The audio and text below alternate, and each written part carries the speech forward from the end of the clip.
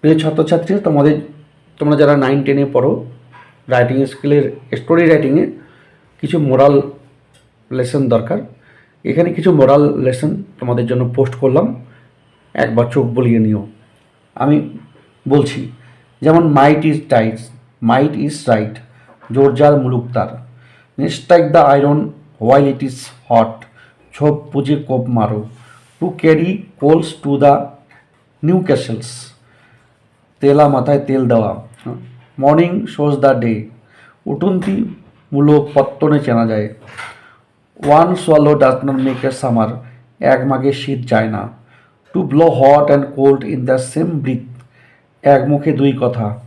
No pains no gains, কষ্ট বিনা কেষ্ট মেলে না, what is spot two one is death to another, কারো পৌষ মাস তো কারো সর্বনাশ, টু রব পিটার টু পে পল, গরু মেরে জুতো দান, প্র্যাকটিস মেক্স পারফেক্ট, গাইতে গাইতে গায়েন, বাজাতে বাজাতে বায়েন। এই প্রভাবগুলো বা নীতিমূলক কথাগুলো, ইংরেজিগুলো বিশেষ করে মনে রাখার চেষ্টা করে রাইটিং স্কিলে খুব দরকার।